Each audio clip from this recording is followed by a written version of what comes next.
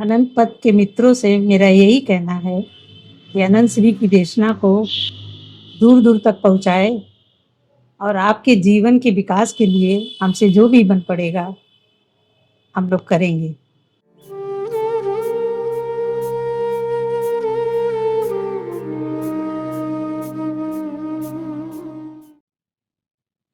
आज के लिए प्रेम सूत्र है,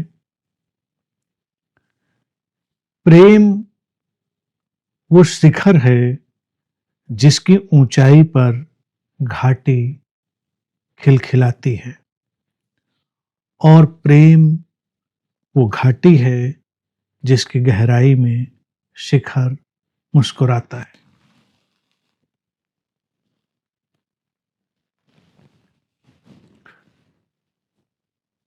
प्रेम को हमने हर संभव कोण से, मोड़ से समझने का प्रयास किया है।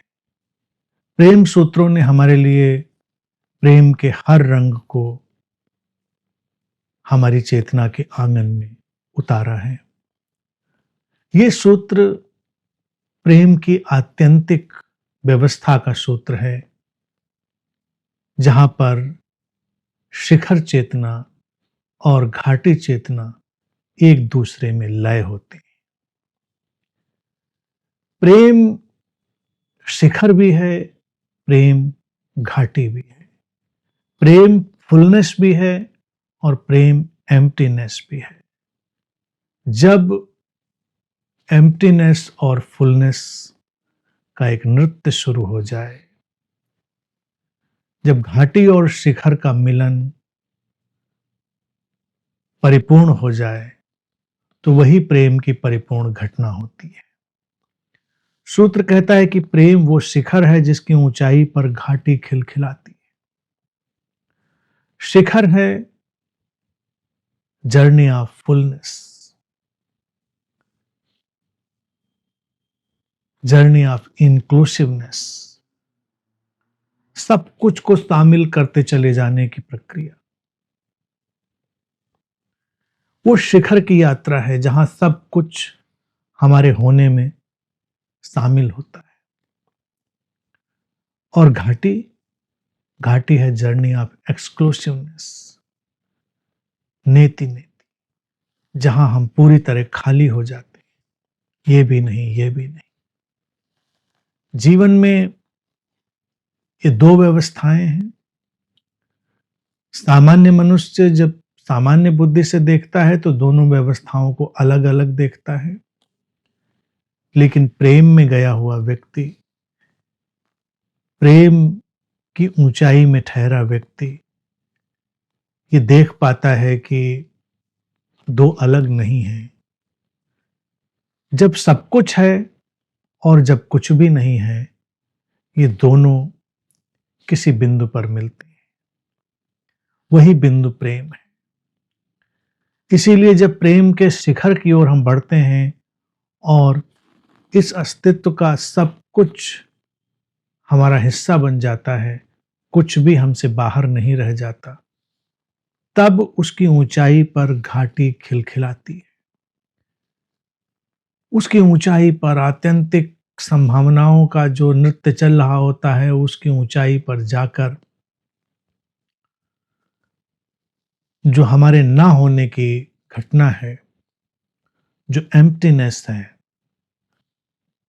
उसके भीतर भी एक अलग किस्म का उत्सव पैदा होता है।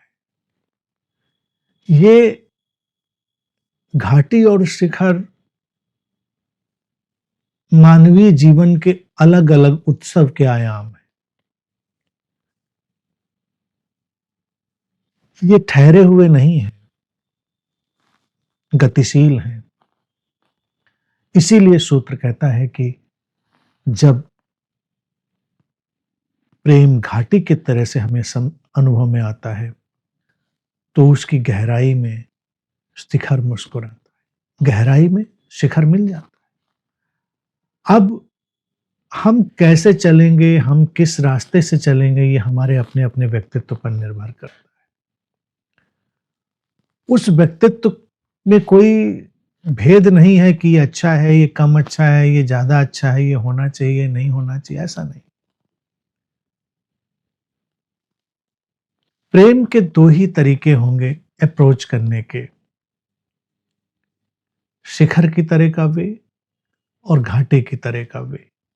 शिखर का रास्ता और घाटी का रास्ता, और दोनों बहुत ही प्रैक्टिकल, प्रायोगिक और जीवन को समृद्ध करने वाले। घाटी चेतना ग्राहकता की, रिसेप्टिविटी की, संवेदनशीलता की एक गहनतम पृष्ठभूमि है। घाटी चेतना को ही हम फेमिनिन कॉन्शियसनेस भी कह देते हैं, स्त्रैण चेतना भी कह देते हैं। ताओ ते चिंग में लाओ त्सो इस घाटी चेतना की ही बात करते हैं और स्त्रैण रहस्य की बात करते हैं। दूसरा ढंग है शिखर का, उठने का, क्रिया का, सृजन का, वो है पुरुष चेतना का ढंग, द मेल कॉन्शियसनेस।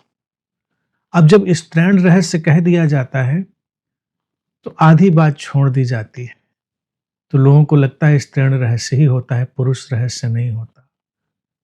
पुरुष रहस्य और स्त्रैण रहस्य, शिखर का अपना रहस्य है, घाटी का अपना रहस्य है। शिखर की अपनी परिपूर्णता है, घाटी की अपनी परिपूर्णता है। शिखर की ओर उठने में जद्दोजहद है, संघर्ष है और रास्ता बनाने का अनथक प्रयास है। जीवन में संभावनाओं को टटोलने और जोड़ने का अनथक प्रयास है। घाटी चेतना प्रतीक्षा में है, घाटी चेतना परिपूर्ण प्रतीक्षा में है, और उस प्रतीक्षा में ही सारे टुकड़े जुड़ते चले जाते हैं। उस सारे जोड़ में जो पैदा होता है वो है घाटी चेतना का रहस्य, स्त्रैण रहस्य। मनुष्य ने जब यात्रा शुरू करी तो उसके मन में दुविधा यही हो जाती है और इसी में वो उलझ के रह जाता है जब स्त्री और पुरुष की या स्त्री चेतना और पुरुष चेतना की बात होगी, क्योंकि ये द्वैत के सबसे सघनतम, सरलतम, सहजतम, स्पष्टतम अभिव्यक्तियां हैं, डुअलिटी की, द्वैत की। तो हमको द्वैत को समझने के लिए, उस डुअलिटी को समझने के लिए हर तरफ जाना, इधर उधर भागना, उससे बेहतर होता है हम इस स्त्री और पुरुष रहस्य को समझें। उसको समझते ही द्वैत समझ लिया जाता है। मनुष्य की समस्या यही है कि वो एक तरफ रहना चाहता है, कि वो बस एक तरफ होगा और दूसरी तरफ फिर तो असंतुलन खड़ा हो जाएगा।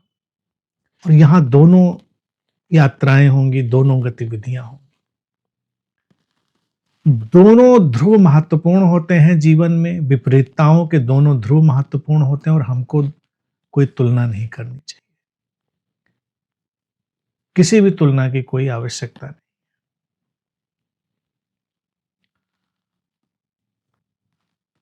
हमारा परिपूर्ण स्वभाव है अकर्ता, नॉन डूअर, लेकिन जीवन की सक्रियता के लिए हमको चाहिए एक क्रियाओं का विस्तृत जाल, कर्मों की एक न रुकने वाली धारा। जीवन जीने के लिए हमको चाहिए। पुरुष रहस्य है इस बात में उतरना कि जब हम कर्मों के उस विराट चक्र के हिस्से बनते हैं, ये जानते हुए कि हम करने वाले नहीं हैं, तो हम पुरुष रहस्य में प्रवेश करते हैं। कर्तृत्व की एक अहर्निश धारा तो चलती है, लेकिन अकर्ता की समझ पूरी ठहरी होती है। इस शिखर की ओर जाने की यात्रा है, इस शिखर की ओर उठने की यात्रा है। घाटी में अकर्ता की समझ अपने विशुद्ध रूप में होती है। इसलिए जिन स्त्रियों में स्त्रैणता प्रमुख है, हर स्त्री में उतनी स्त्रैणता हो जरूरी नहीं और हर पुरुष में उतनी पौरुषता हो जरूरी नहीं, वो मिक्स होकर फिर इधर उधर संतुलन गड़बड़ हो सकते हैं। तो स्त्रैणता में प्रतीक्षा और श्रद्धा बड़ी सहज रूप से आ जाती है। और अगर मैस्कुलिन नेचर बहुत ज्यादा है, वो जो मैस्कुलिन मिस्ट्री अगर बहुत ज्यादा है, तो श्रद्धा और प्रतीक्षा इतनी आसानी से नहीं उतरती। खोजना, खंगालना, खटखटाना, तर्क, समझना, सिद्ध करना, प्रयोग करना, उसके बाद वहां पहुंचना।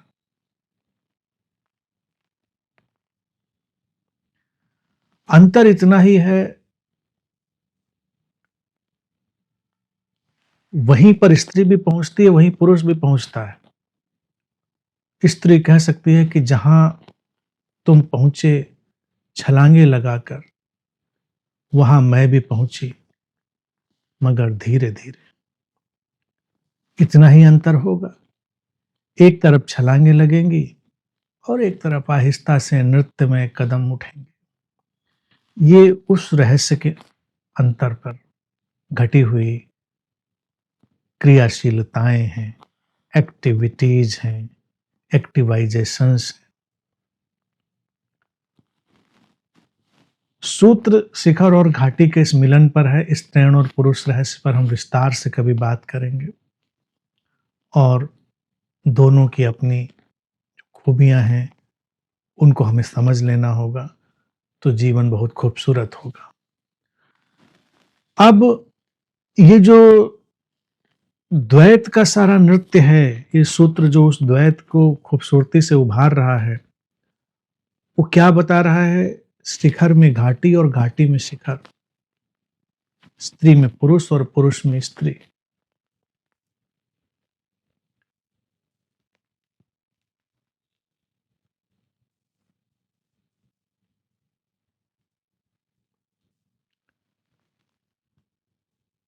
समझ का एक नया द्वार हमको खोलना पड़ेगा, तब हम इस स्थिति को समझ पाएंगे।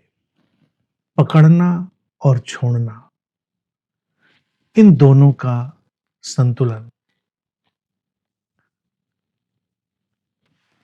जीवन में हम सोचते हैं कि ये एक ध्रुव पकड़ने का हो या एक ध्रुव ये छोड़ने का हो, लेकिन हमारी सांसों की तरह ही ये दोनों घटनाओं पर चलेगा, दोनों तरफ चलेगा। घाटी और शिखर चेतना को जब हम अच्छे से समझ लेते हैं, तो मानवीय संबंधों के सबसे खूबसूरत आयाम में हम प्रवेश करते हैं। अभी टकराव क्या है? टकराव है लोगों में बिना जाने श्रेष्ठता के भाव में चले जाने का। श्रेष्ठता हर तरफ उतनी ही है जितनी कहीं भी हो सकती है। इसलिए न घाटी श्रेष्ठ है न शिखर श्रेष्ठ है। घाटी के बिना शिखर नहीं हो सकता और शिखर न उठे तो घाटी न बने। दोनों का सम्मिलन एक दूसरे के ऊपर निर्भर है। ये पारस्परिक निर्भरता और अंतर संबंधित जीवन का गहनतम सूत्र है।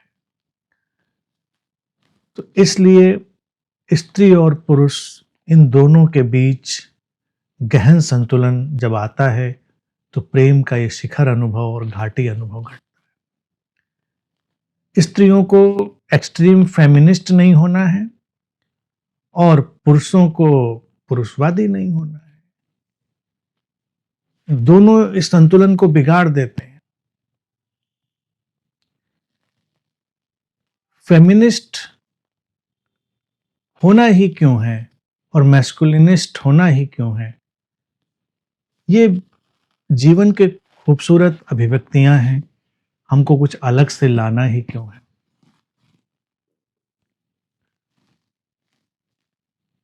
तो मूल बात है, अपने स्वभाव में ठहरो और जीवन में एम्प्टीनेस की तरफ भी पूरी दृष्टि को सजगता से रखो और फुलनेस की तरफ भी पूरी सजगता से रखो। ये ऐसे ही है जैसे जीवन में निजता भी बड़ी महत्वपूर्ण है और जीवन में संग साथ भी बहुत महत्वपूर्ण है। ना निजता का, अकेलेपन का फैलाव बहुत दूर तक होना चाहिए और ना साथ जकड़े रहने का फैलाव बहुत दूर होना चाहिए। इनका संतुलन होना चाहिए।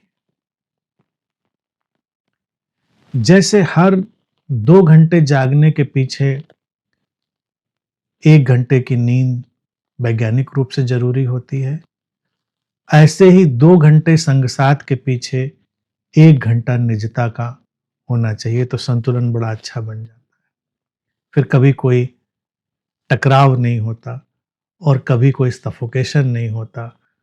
पॉजिटिवनेस के जिन झमेलों में लोग उलझ जाते हैं वो सब नहीं होते। हम जानते हैं निजता का सम्मान करना भी और हम जानते हैं संग साथ का सम्मान करना भी। हम दोनों चीजों को जानते हैं और ये जब घटता है तो जब हम अनुभव के शिखर पर खड़े होते हैं तो हमारे भीतर आत्यंतिक विनम्रता घटती है। आत्यंतिक विनम्रता घटती है।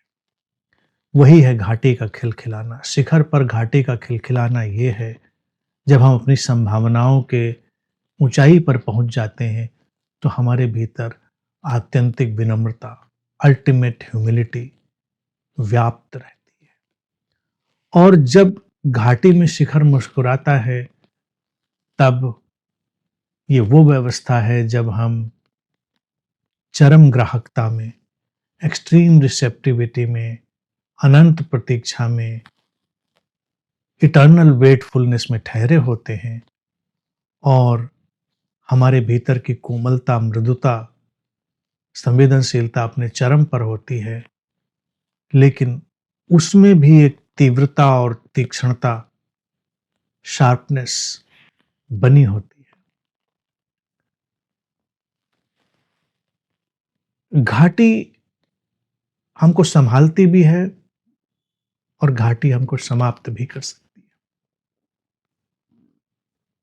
है। घाटी विलीन भी कर सकती है और हमको संभाल भी सकती है, दोनों का।